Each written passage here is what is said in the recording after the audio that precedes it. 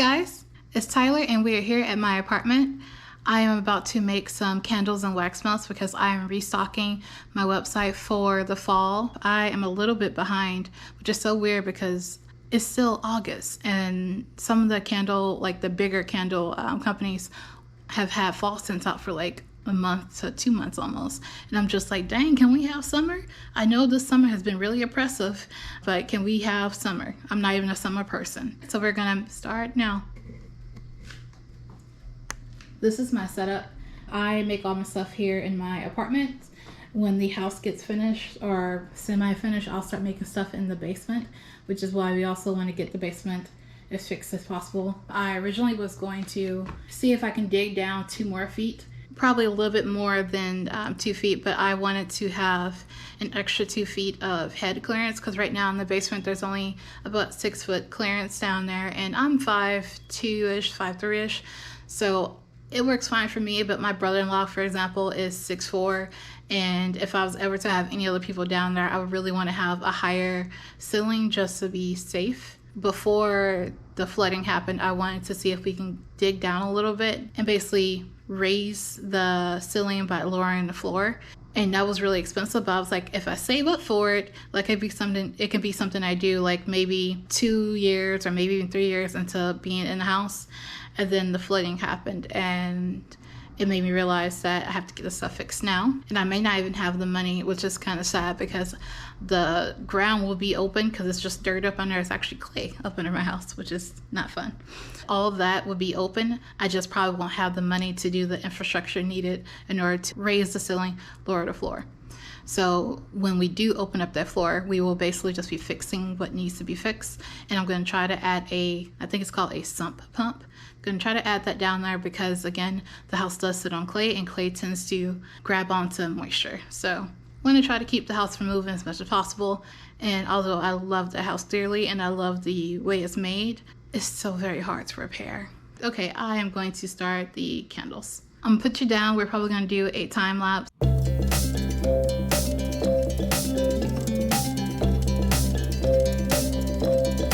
I'm about to take my jug of wax, it's still in flake form, and I'm about to go put it in the double boiler.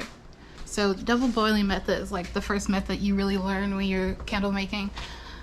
So I'm basically taking the wax and putting it inside of a pot with some water, and then we're going to boil the water and the water will melt the wax. That's what's going to happen. This is the first and easiest way to kind of get started with making candles and wax melts. The goal is to get a huge industrial wax melter. I have looked at some. I have my eye on one that costs about $1,000, and so I want to actually get 2 of those so that I can have them running in the house. I'm very certain I'll have at least 1 of those, but I would love to have 2 of them because you can melt up to about 45 pounds of wax at a time. So hopefully by then business is really good.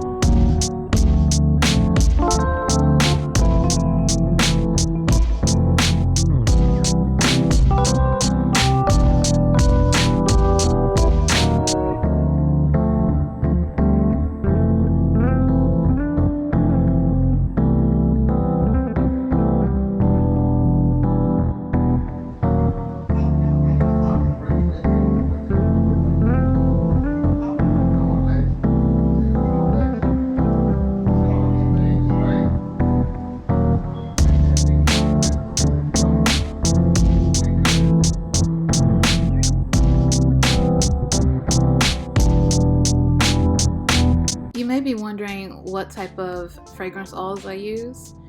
I normally use fragrance oils from Candle Science. I like how transparent they are with the things that are in their fragrance oils. So I don't know if you guys know, but I lost my father to cancer and my mother is a cancer survivor, and I even had my own breast cancer scare.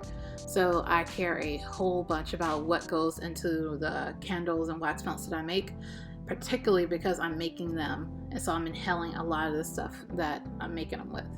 And so I wanted to use a product that was really safe, in my opinion. The reason why I don't just use straight up essential oils is because they can be very volatile when you add a flame to them.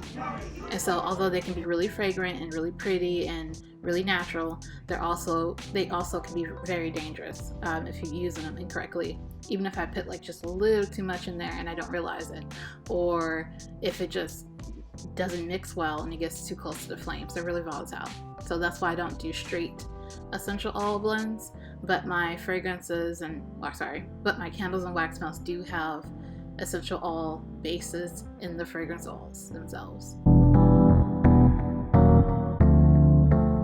I find that making candles and wax melts is really relaxing to me. So if I'm in the house by myself, I tend to listen to either music or audiobooks. Sometimes I will listen to podcasts as well. It's kind of just a moment for me to meditate while doing something else.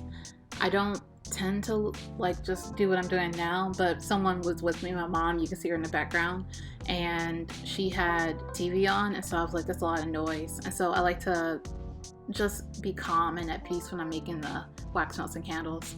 Hopefully you can feel that in the products when you're burning them or whatever. I know that's a bit wooey, but I do think that intention is like really important.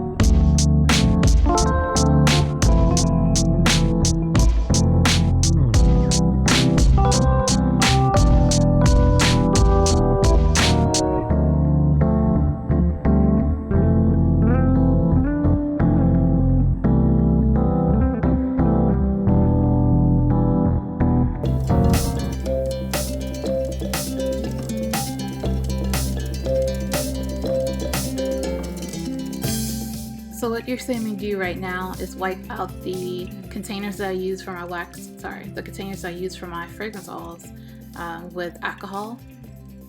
So I do that to keep down the amount of cross-contamination that happens, and it's also just a good way to dissolve wax, like at least while it's still soft.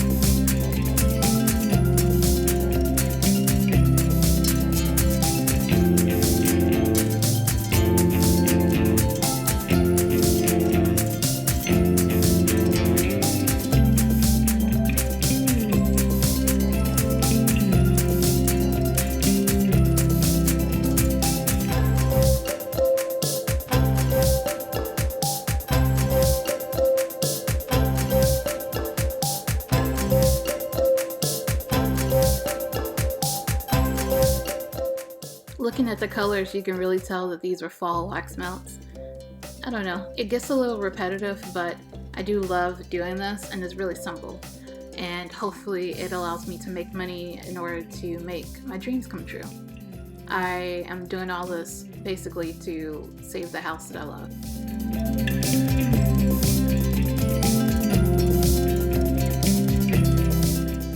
So I guess I can talk to you guys about it now since I have a little time, I guess. I don't know. But the content of my channel is going to be changing. I'm still going to be posting about the house. It's just that because we're entering the winter, at least when I'm posting this, we're entering the winter, I can't do a lot of projects over at the house because there's no electricity on at the house. And so it gets really cold in Missouri, and I don't feel like getting sick or hurting myself because it's too cold over there to really be doing anything. So while I'm waiting for the weather to warm back up, basically for about 4 months, well, 3 months and some change, I'm going to be making more content related to the business and about some other projects that I have going on. It doesn't mean that I'm abandoning the house content. It just really means that I'm trying to fill the space in between then and now and keep my channel growing. You may have noticed I stopped posting for a while, and it's because I was waiting on developments for the house to kind of wrap up, and they have, and so I'm going to be posting, I think, like 2 more house videos, and then I will do like a video that kind of talks about these changes that I'm talking about right now in more detail.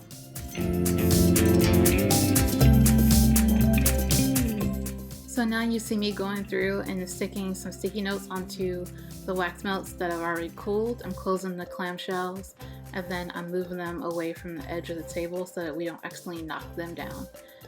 And then you see me putting out some more like empty clamshells, and I think I'm pouring the last of the wax for today.